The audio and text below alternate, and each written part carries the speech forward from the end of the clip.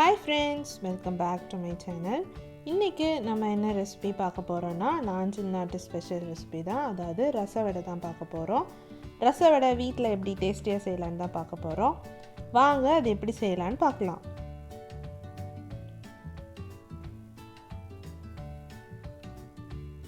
First அதுக்கு தேவையான ingredients என்னன்னு பார்த்துடலாம். வடை பருப்பு வந்து நான் 2 மணிக்கூர் வந்து ஊற வச்சுருக்கேன் தண்ணியில். கூடவே 2 காஞ்ச மிளகாவும் போட்டு ஊற வச்சுருக்கேன்.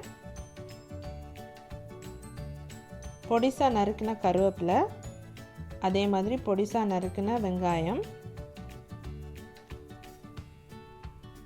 பெருஞ்சீரகம் இருந்தாலும் போடலாம். நான் இங்கே பெருஞ்சீரக பொடி எடுத்திருக்கேன். காய பவுடர், உப்பு,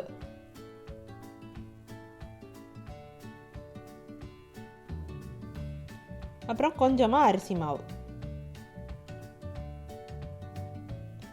ஃபஸ்ட்டு நம்ம ஊற வச்ச வடைப்பருப்பை வந்து மிக்சியில் போட்டு நல்லா அரைச்சிக்கலாம்.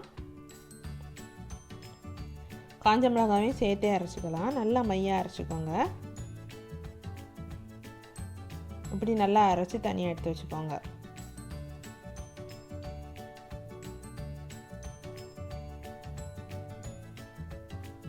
இப்போ நம்ம அது கூட உப்பு, பெருஞ்சீரக பொடி,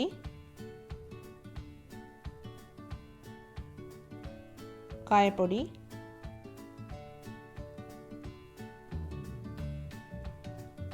அரிசி மாவு,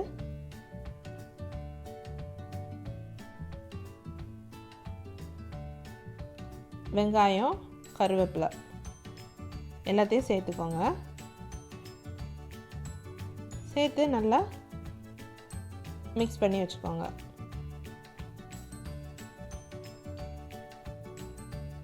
இப்போ அதை குட்டி குட்டி பாலாக பிடிச்சிக்கோங்க. பிடிச்சி வடையாக தட்டிக்கோங்க. ஒரு கடாயில் எண்ணெயை சூடு பண்ணிக்கோங்க. எண்ணெய் சூடானதும் அதில் வடையை போட்டு பொரிச்சுக்கோங்க. ஃப்ளேம் எப்போவும் மீடியமாக தான் இருக்கும். அப்போ தான் வடை நல்லா குக் ஆகும். ஒரு சைடு குக் ஆனதும் அடுத்த சைடு மாற்றி போட்டுக்கோங்க. இப்படி நல்லா ப்ரௌனாக வந்ததும்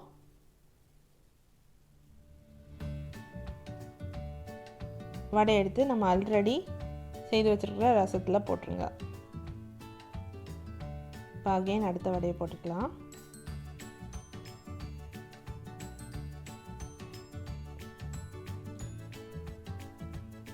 மறுபடியும் சூடாக இருக்கிற ரசத்தில் போட்டுக்கோங்க.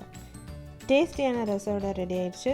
இந்த ரெசிபி எல்லோரும் கண்டிப்பாக ட்ரை பண்ணி பாருங்கள். தேங்க்யூ.